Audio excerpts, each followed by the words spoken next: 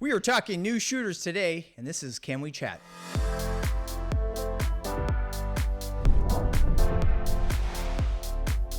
This podcast has been made possible by our sponsors, CA-IDPA Shooters, responsible training for the competitive minded, and Fast Path Firearms Training, because safety is no accident. What's up? My name is Paul G., Chief Safety Officer for the IDPA, helping you elevate your shooting skills safely and accurately. This channel will help you clarify IDPA rules, shooting techniques, and inform you of the newest gear and what's going on in the shooting community. If you're new here, consider subscribing. Today we have the amazing Derek Zavada. Well, welcome back. Yeah. So how's things? What's Great. new? Awesome. Everything's actually pretty good. I was just recently out in Texas and Dallas for the NRA show, and had a chance to catch up with Joyce Wilson. Oh, yes. We all know the fine Joyce. The fine Joyce of not only Wilson Custom Guns, but of our IDPA sport that we love and enjoy so much. That's right. Our fearless leader. Fearless leader. got to sit down with her for a short chat and wanted to pitch an idea that me and you had been kicking around, which is we're going to come up with a kind of a new shooter program, let's call it for now. We'll have an official name, but we're going to tease some of this out, I think, to the group here. Right.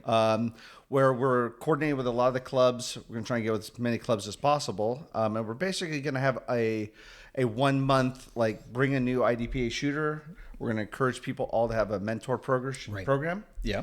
And either clubs can give discounts or give the thing for free or bring equipment out. I think it's going to be one of the other things we're going to push for. Right. And Joyce was overjoyed. She thought it was a great idea. So they are also going to help pitch in some stuff. So we'll probably get some goodies from the goodie bag. So which would be nice that we can probably give out to the new shooters. And they love free stuff, you know. Yeah, well, everybody likes free stuff, right? So, you know. Well, and I think one of the things that you had brought up, which I thought was a good idea, is we could also have two of the stages we can give out to all the clubs and also kind of make it a semi-postal match. So that way the people that are new shooters can kind of see how they do against all new shooters. That's right. Because this all stemmed from, 2023, December 2023, they had a record high of 1.7 million gun sales. Yes. And so they've been averaging about 1 million sales per month for the last 53 months. So the FBI said that they estimated somewhere about 30%, which is about 4.8 million new shooters, right? So brand new gun owners. Oh, I didn't know this was that high this last 12 months. Wow, okay, that's good. So this is our campaign to try to help teach safety and to promote IDPA as well. Yes. Yeah, IDPA as well. And, you know, it's I've got to be on the show a couple of times. And I think one of the things I realized when we had our last chat, even if you're not really in the competition, but you do have a gun for home defense where it's only going to be at your home, you don't carry it. Right. Coming out to IDPA matches will really help you get very comfortable with the firearm. And I think that's one of the things because we're more competitors. And not everybody wants to be a competitor, which is fair. But I think it really breaks you out of the normal, go to the range, shoot at paper. Right. I think we need to let people know. Responsible practice. Yes, exactly. Because the timer puts stress. And stress is going to be what's going to happen. There's a lot of stress. Yes. So and it gets you to do stuff that help you clear malfunctions under time and pressure and things like that. So I think that would be a great thing to get the new shooters or the new gun owners into and comfortable absolutely with their gun, absolutely you know? Well, I mean, the stress is you're a great cure for anxiety and that's right, exactly. So well, I mean, that's one of the reasons why I'm out there, because I was always so stressed, and just shooting tends to release that. Yeah, I think shooting in general releases stress. I think anytime you have a sport that you get involved in, but I think that's a great thing, right? Because you really have to focus, right, on what you're doing at that moment, and it really makes you not think about work, right? Because I have the same thing. Like I'll have a lot of work stress, and I want to get rid of that. So it's like, for me, I get to go there and I get to tune out work because I have to think about what I'm doing and at the moment and focus. Now, be it short amount of time, but then you get to be with your friends and you get to spend time. Well, mostly because you're with your friends. Yes, I think that is part of it. And the shenanigans that we do. Yes. That's why we have a shooting team. Yeah. Shooting teams are very different than what people think they are. No. It's more like a hazing team. And that's why I tell people sometimes, like, you got to be a little thick-skinned because sometimes your buddies will haze you. And you're like, whoa, hold on. That's right. So I chose the 10 worst guys that I could get along with and made them all my teammates. Yes, right? yeah, exactly. Yeah, exactly. Yeah. Who at the range irritates me? We should be on the same team together. I sat there, and I constantly remind Kurt, who always. Oh yeah. I think he has the record for the most DQs, right? Of his own teammates, right? Yeah. And we're all like, oh my God. So we're like, Kurt's SOing today. Right? Yeah. Like I always say a joke and say, when our local club match, either at Prado or Chasing Zeros, that the group I shoot with normally there, I rather go shoot a tier 4 match because I'm more likely to get a 0 called than my buddies will be. Like, I'll be like, oh, that broke the perf, and they'll be like, nope, and you're like, you're 20 feet away, and they just keep walking. No, it's a 1. They, oh, great, thanks, guys. Thanks for the vote of confidence. I just don't know where it comes from. You're up there, and as soon as they say, okay, beep, right? You just turn into something totally different. Right? Yes, it's a totally different thing. That's the part that I really love for people to come out to experience that, because it really makes it super fun. Is everybody doesn't, because you are only competing against yourself. Yes, and everyone really does want you to do well too. So they push you and try to get that. And I love it. That's what I love about the sport the most. Oh, everyone man. hazing everybody, and we just give each other such a hard time. And the worst thing you could have is come to the range, and this is something I have to tell people, in a bad mood, because then your teammates really will push that button. Right. Because it's how do you put out a fire? With more fire. That's right. It's how they look at it. You betcha. So sometimes you get in the car and you'll be like frustrated with your gear, and you go, I better dial this back, or they're going to see it. It's like, smelling fear. Like, wait a minute. Oh, that's why I don't say anything to anybody, right? I just sit there and I'm like, so nobody knows what type of mood I'm in, right? Exactly. They just think I'm in an ornery mood all the time. Like, well, Paul's always just like it. That's just Paul. Your shooters come out and they're like, that's just Paul. Don't worry about it. It's because I don't want to get picked on, right? Exactly. Like, oh, I had a bad week. Oh, don't say that. Did? Oh. Then people start just making stuff up, and next thing you know, you start reading on Facebook, like, people have made stuff up, and you're like, really, Paul? Oh, you get letters? Oh, I've got email messages from people. Oh, yeah, absolutely. So you had a great idea. One of the ideas that you had was a try it session, right? Yeah, exactly. So I think one of the other ideas that I have, and obviously I would love some feedback. Yeah. So if you would comment below, would be super helpful for me and Paul. Would be come out and try it, but also have where clubs can put on a try it match, basically, where it's 1 or 2 stages or multiple stages, but a lower round count. And that way it's a lot easier for people, I think, to come out and try it, basically. Would you think you can add that to like the regular local match? Absolutely. So I think you could do a local match, so instead of 8 stages, they would just do 4 stages and walk off, and then. Yeah. Or I still think you could do 8 stages or 7 stages, but don't have a lot of drop turners or swingers or anything that's really overly complicated. Just make it where it's a little more straightforward versus, because a lot of times me and you and a lot of the people are always practicing to go to a tier 3 or 4. So we love the drop turners and the activators and the weird positions, we'll say, that you have to get people into. And instead of doing that, just make it more of a more straightforward style, friendly entry level, where people don't have too many things to worry about, because it's intimidating, right? The rules, the drawing, So it's like, okay, how do we mitigate some of that? And I think, it is stressful, right, for the first time if you don't really know which direction. And then of course the flip side, the plus side is for the people like me and you that actually have to physically set matches up. Be a lot easier. For 3 stage match. Oh, I love you, man. If we only had 6 stages, no movers, no drop turners, no crazy. You're like, this is easy, you know? I think that's a fantastic idea. I mean, for the ranges that can, accommodate stuff like that, I think that'd be awesome. And I think a lot more ranges can accommodate, because I think some ranges don't have a lot of the complicated props anyway. Sure. So I think it helps a lot of the smaller clubs, because I've shot at clubs where they have like 8 shooters. Yeah, that's just the size of the club. Like it's just they're in an area where they just don't have a lot of shooters. And just setting up stages on the fly. Just like 3 or 4 of them would definitely be manageable, right? Yeah, I mean, I shot a match out at Catalina. Okay. What? Yeah, Catalina Island. They have a range out there? I don't know if they still do, but they used to. And one of the guys that lived out there was a big steel challenge shooter. Yeah. And we shot a steel challenge match out there. So we went out there, and they had one bay. So we set up a stage. Right. Everybody shot it. Right. We moved it to the next one. Everybody shot it. Right. Moved it to the next one. Shot it. Now that works really good for steel because it's basically 5 plates, right? So it's a little easier to do, but it's kind of that same concept. I've been to one of the clubs that was up in Northern California. They had 3 bays. Yes. So they would just do, and they were small bays. So they would just do 3 stages. Right. They would shoot them. They would then modify them quickly and then shoot 3 more stages. And they would always have 1 squad. So I was at FT3 last night in Stanton, right? So Michael Hernandez, and he does his reps every once in a while for just basic practice. And that's what he does. He just sets up a miniature stage on either one side or the other side of the range. The range, right? There's only like 2 SOs out there, just making sure everybody.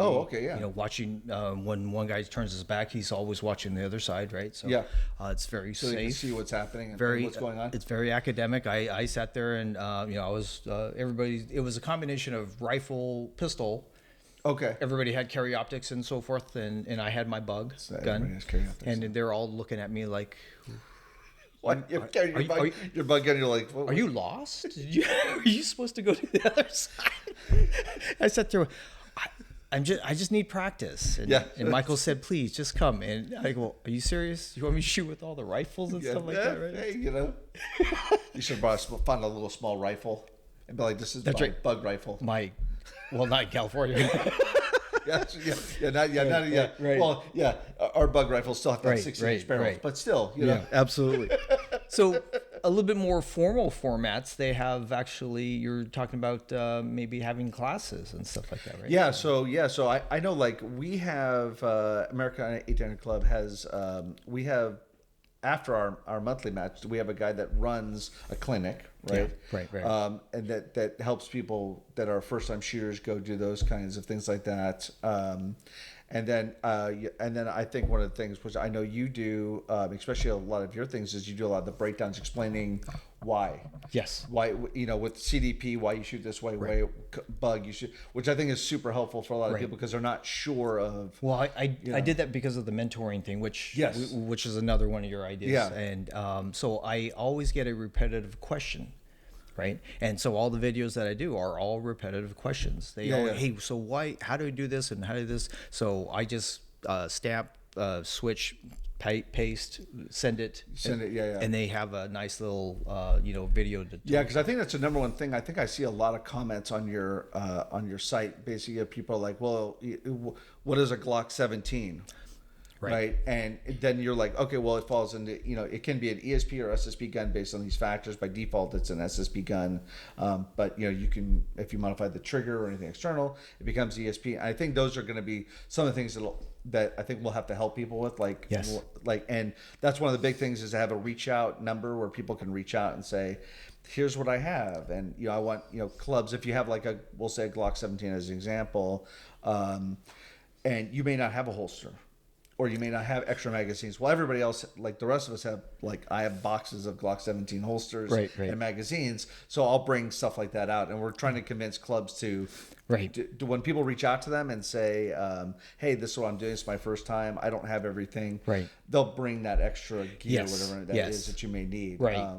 Which, to be honest, with most people watching this, if you're new and you go out, typically if you contact the match director, they'll make that happen anyways. Like I know in our clubs, we'll do that. Like someone will reach out to you or me, and we would be happy to be like, even if we don't have that gear, we know somebody who does. And that's actually what's going on. So Cal IDPA, Dash IDPA is having their local match Sunday. Right. And they, Sunday, right? I got a call. And they said, hey, there's a guy that has an XD9. I was wondering, hey, do you have an extra holster or something and everything? I'm like, I think I shot an XD9 one time.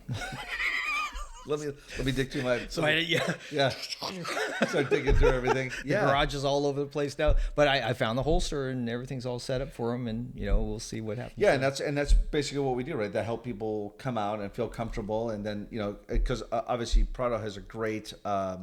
Not only like new shooters meeting, but they also already have the mentor program, right?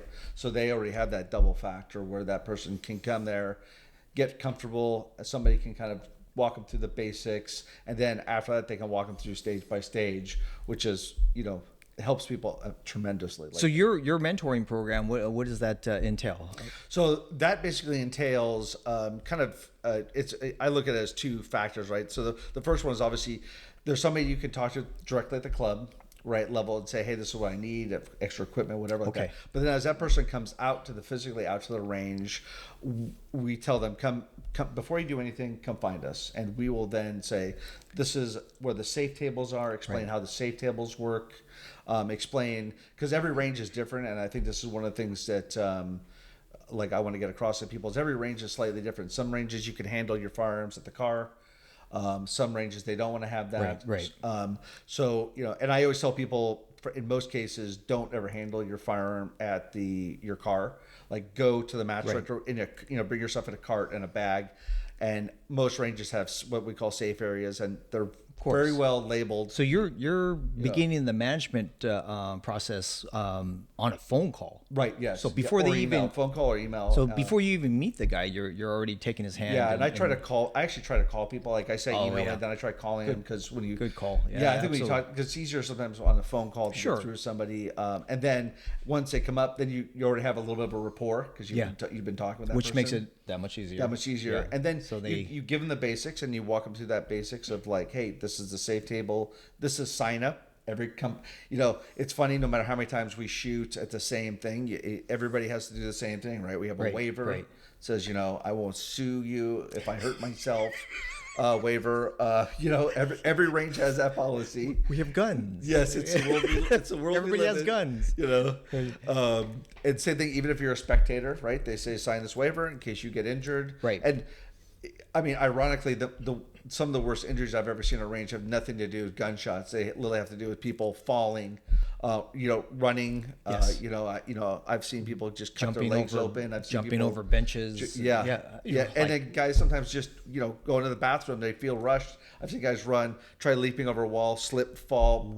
Break an arm. Doing? And I was like, what are you doing? Like. People will wait.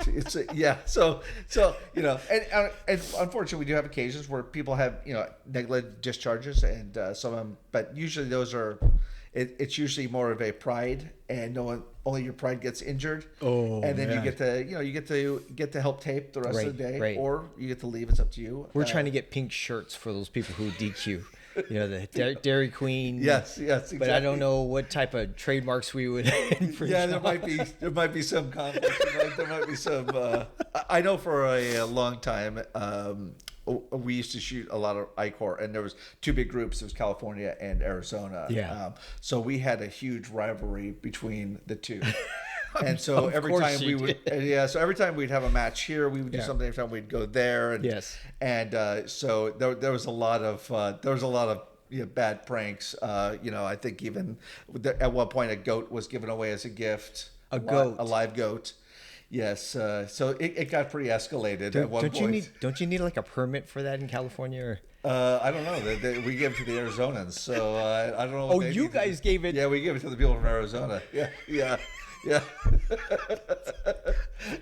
Who needs enemies? Yeah, that's you. Yeah. I think they were a little upset because we took the porta potties and we had put on the vents on the side. We'd gone to Home Depot and extended them and put a bend in them, and then took a piece of red tape and wrapped around them, and then we put big signs on the outside of them calling them Arizona milkshakes.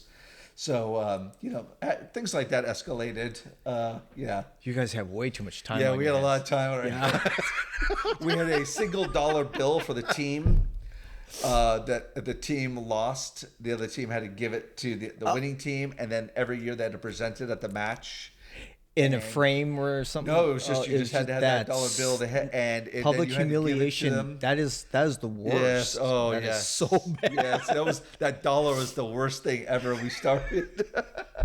Okay. But it makes for great fun. Like, and everybody was in on the joke. Oh man, you also came up with a cooperation, right? Cooperation and a discount promotion as well. Yeah, so we're going to come up with we're working out what all the clubs will do basically, because we're trying to do 2 levels. One level will be with IDPA to get a discount from IDPA. Okay. So if you join that month and you shot one of those club matches, you'll get a discount For shopping joining. For joining. Okay, so you don't have to. You'll get a discount on the membership. Oh yeah, Right. that's a So pain in the butt. Yeah. Well, especially because 3 years. Hey, you know what? Every dollar helps. I mean, me and you both know that the membership pales in comparison next to the ammo you just shot at the match, but it's a nice gesture. We won't even mention that. We're trying to ask some of the clubs to give discounts to the entry. Okay. To that in that month, if Right. they're a new shooter, there'll be some parameters. So we have some clubs that have already agreed to that. I'm writing up kind of an official ask, and we'll see what clubs will do. But like I said, headquarters is very excited.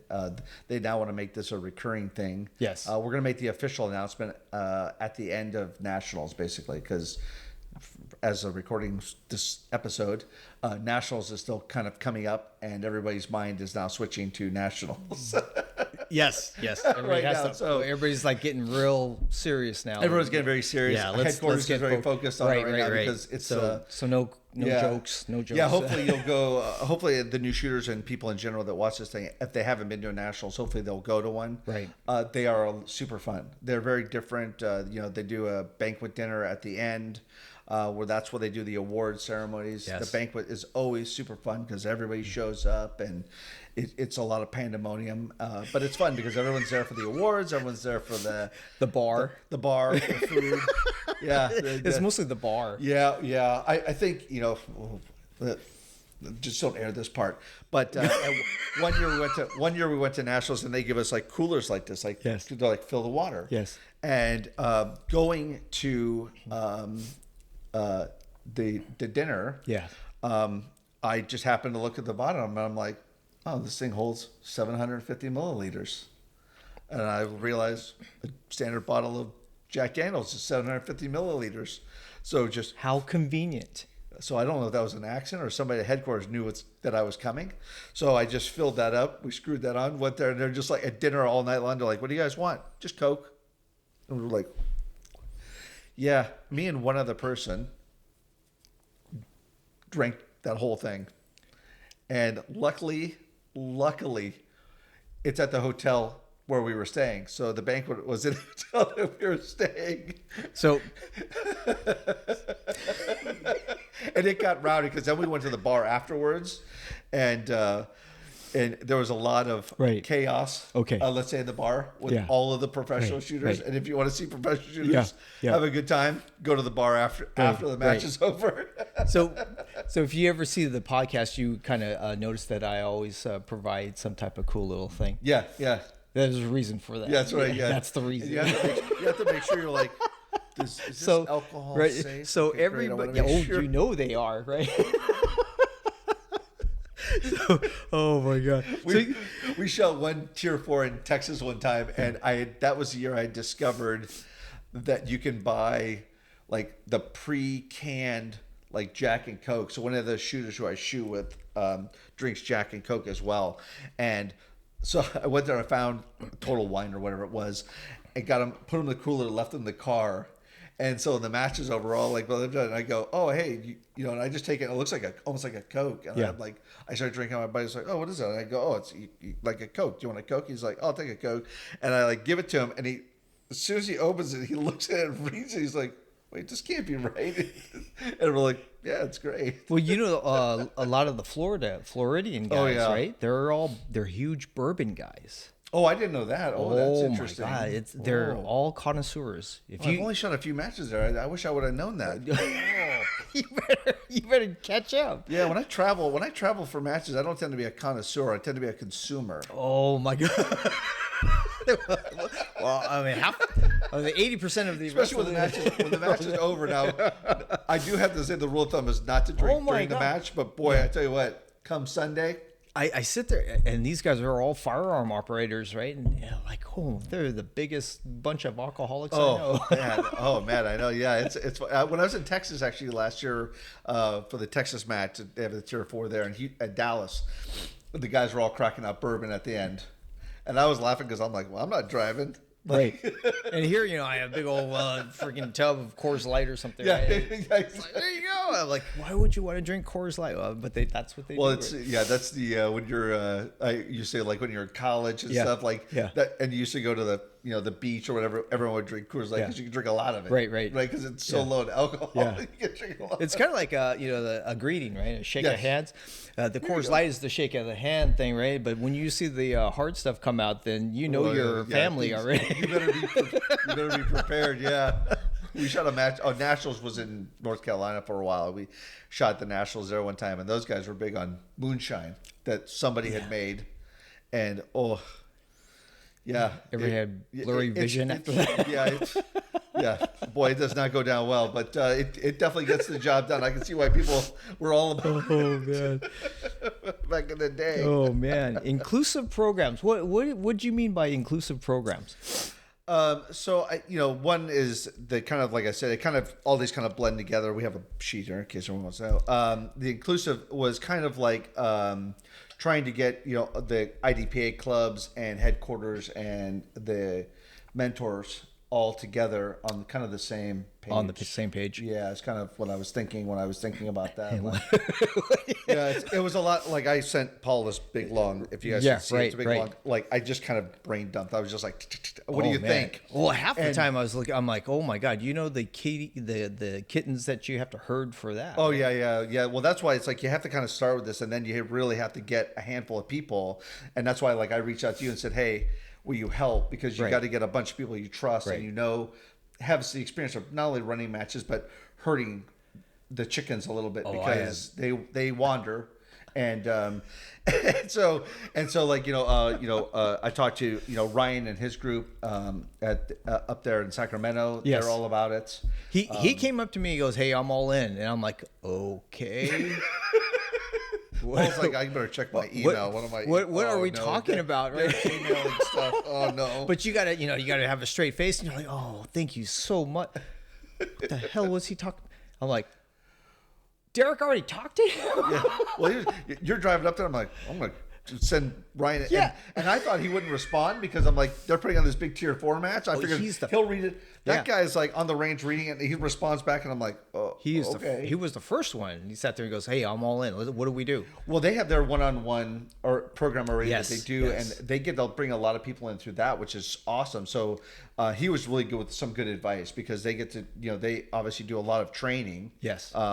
Through their program, which is awesome. So I was like, oh yeah, we need to almost start doing that at some level, like figure out how we can do more of a one-on-one. Absolutely. Because that's sometimes some people want a more of a one-on-one, a training because it can be intimidating. Right. But I always tell people come out. It's fun with a group because you get to watch that. Like I said in our last podcast, every shooter, Bob Bogle to Rob Latham, they shot their first match and they weren't winning. It takes a long curve, and everyone thinks it's a short curve. I'm like, no, it's a long curve to get to the top. And you got to fight all the way, And like I said, your buddies are just there to help you, really coach you along. It's hard to believe that they first began somewhere. Yeah. Oh yeah. Your buddies pick up your magazines and you watch them as they pick them up. They'll kind of run them in the dirt for a second and be like, "You left that out there." Hey, I never did that. Guys, load your magazine. The first thing you do is you start unloading to make sure they one bullet in backwards just to be like, oh, I just want to see how you'd handle a malfunction. You're like, I'm trying to actually do well. Responsible practice. That's what. Right? That's right. That's Come on now. Come on. That's exactly what it is, right? It's responsible practice, you know. So how are we going to get all this out there aside from doing art? Well, so I'm already only doing my podcast. So right. So I think we're going to try to we're going to do a blast through the social media through IDPA. Okay. So a lot of people tune in to their Facebook and their Instagram. So I think we're going to put stuff out there. I think we're going to try and use, which Paul actually doesn't know, this is the best part. We're going to use his channel as the focus point. So we're going to kind of guide everyone here. So he can get all the updates. First one through the wall. Oh, by the way. Yeah, so that way we can kind of have a central truth, but we'll post stuff there and we'll move stuff here. Or maybe, maybe it wasn't such a good idea. Yeah, exactly. Yeah. When Paul's doing daily updates, he's going to be like, oh my God, you know. And I think maybe one of the things we can do, you can tell me if it's a good idea or not, maybe we can do some like videos on mock videos, we'll call them, on your what's it like, first time coming to the range. We'll have somebody do it, or maybe we can actually use somebody who can talk to one of the new shooters and film them and have them show them through the process and ask them their thoughts from the beginning to the end. So I had like 5 attempts of doing that. Oh, really? New shooters, and let me tell you, it's tough. I can't do that by myself. No. I think we like, for instance, we're like, this is me speaking out loud, but we would have to, and remember, we means you, but of course it does. Thank you. Come out and like I'll film, run the camera. You can do the talking and the coaching, because you can't do both at the same time. It's impossible. You know where that really would work out is like the 1800 Club. Yeah, I think because you would be there. Yeah, well, I can. Prado's way closer for me to get to than. Oh yeah, because I can pick you up in the morning and say, "Hey." I would pick you up. I think you're on the way. Prado's this way. I'm over there. Yeah. So well, maybe I'll come out this weekend. We'll see what's happening. There you go. We'll see what's happening, and we'll. I definitely need you to brainstorm and let me know where we have it and what we can do, and I we'll think focus on one piece at a time. I think we'll try and do it. If we can, we'll try and do it at all the ranges. I actually have a call out to Robert Price, out of Chasing Zeros. Oh yeah. To get them involved. So those are our 3 main clubs. And that's coming up in 2 weeks. 2 weeks, right? Yeah. 2 weeks. So 2 weeks. Yep. So just see what, get feedback from them, because this is trying to get feedback from all the clubs and see what the clubs are doing. Right. I know mainly you heavily, well, I'm going to say heavily kind of run or help put on the Prado match, and that's I help support. Yeah, and that's an intense match because they do it twice a month, so that takes a lot of energy. People don't know, but it takes a lot of energy to do it twice a month. That's why and it's a big commitment. That's why we do the videos.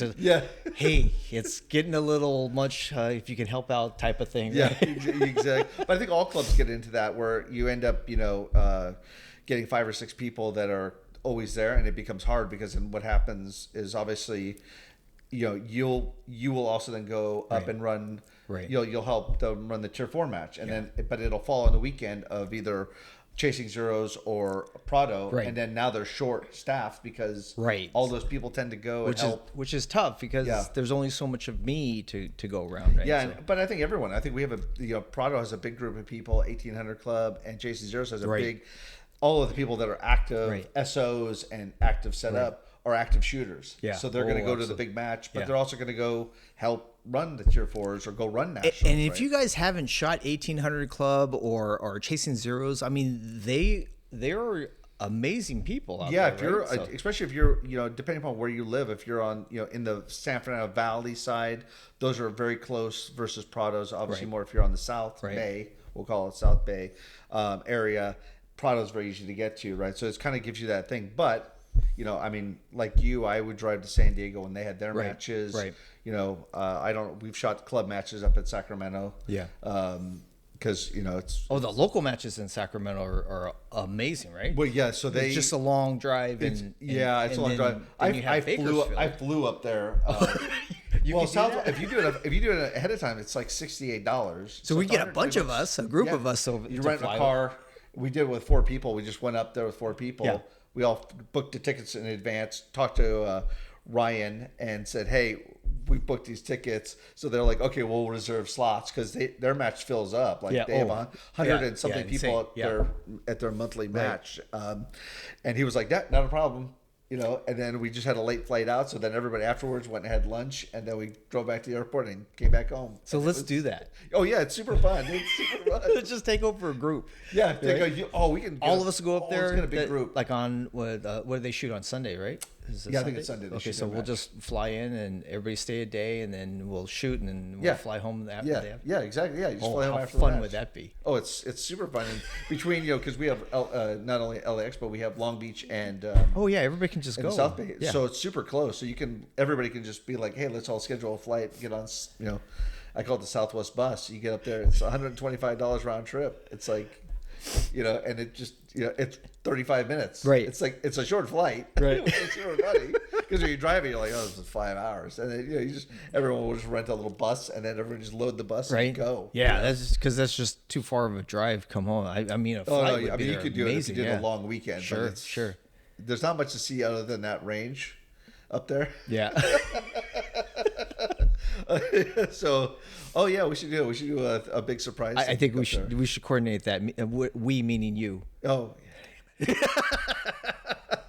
Well, that's easy because me is easy because that's my wife. She's the organizer. So she has every IDPA shooter's email in Southern California. She actually does. Yeah. So so she's great at like organizing and because a matter of fact, actually for the Western, she used to actually organize the match hotel every year for everybody. Right. And get the discounts and everything for everyone. So when we used to go up there, it was always because she organized it, which those guys loved. Because she would just handle it. Oh yeah, absolutely. Which I mean, we even went to dinner. I don't know how I got on the text, but I got it from you guys. My wife will find anyone that's going, and we'll put them on her. And so I went. I'm like, oh my god, this is what a great group of people. Oh yeah, it's right? everyone's. Yeah, we organize huge. I don't know. We've had 15, 20 people at lunches after matches. Yeah. And because, it's like she will organize. She's awesome at it, loves it. And if you ever meet her, she at the range and talk to her for 5 minutes, the first thing she'll do is start pulling on her phone, we'll write down some notes, take a picture of you. So that way when you call, she knows, oh yeah, that's who that is. Because she remembers like a face real well. So she'll be like, oh yeah, blah, blah, blah. And puts it on her phone and we'll email you. It's my God. It's you get these random emails. Right. People, I get people talk to me all the time. They're like, I get these random emails, and which I always laugh because I'm always known as Katie's husband. You are 30 years of competitive shooting. Shot all these national. My wife shoots a handful of matches, big matches. Right. And I go there and they're like, Katie, we love Katie. Oh, you're her husband. I'm like, yeah. That's me. Yeah, that's me. What was your name? Yeah, exactly. So I just put name tags on. So what type of feedback are we looking for? Well, I think right now, I would say any feedback, but feedback on one, do you like the idea? Well, two, of course, let's start with that. Two, would you like to help? We're looking for help. So anybody that is an experienced SO or shooter or match director, and you watch this podcast and you think you have some suggestions, would be any kind of level of help. Would be great. And if you're, like I said, mainly if you're interested and if you want to help, we're looking obviously for people that want to mentor. I think we're always looking for that. Oh, absolutely. And if you're willing to take emails and phone calls from strangers, because that's what that would happen. And like I said, we'll probably do it a few months after Nationals will be the official month. We're going to push it out just because, like I said, being too close to Nationals, we don't want to. It's going to be busy. Yeah, it's going to be busy, and some of us are, I don't know. Are you going to SO at Nationals this year? I chose Washington and Sheepdog. Okay. So I had to pick and choose, and unfortunately, that's what we all have to do. Nationals had to. Yeah. I'm like, oh man. Yeah. Of course, Nationals is hard because it's a long commit. It's huge commitment. Yeah. Huge commitment. Because there's there's so many shooters that it's like 5 days or something. 6 days. It is. I shared a room. For 5 days. I was like, oh my god. Yeah. You better hope you like that person. And it was like 12-hour days. Oh yeah, it's all day. It's dusk to dawn. That's the other thing too that people don't realize, especially when you first get there, because you got to go through and set up all those stages. And they make them a little more complicated. But then they really want to make sure that there's everything is right. Like there's no, because they want to avoid any issues, which I don't blame them, because they want. That's how you can get 400 people through, is you can't have poppers that are having problems or shoot through issues or anything like that. So they really try to make sure that it's going to be, as little impact as possible, because 400 people go through, you're still going to have poppers that break or don't fall, or swingers that the rope breaks or whatever happens. All these things happen in matches, and you want to mitigate that as much as humanly possible. So this is definitely in its infancy stage, and we definitely need your comments and feedback.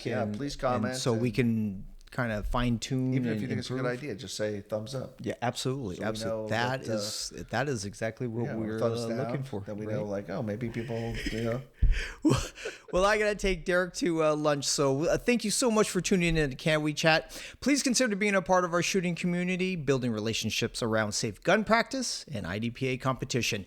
My name is Paul G, and this is Derek Zavada. Please be safe, and we shall see you on the range. Come to the range soon. Like, share, subscribe.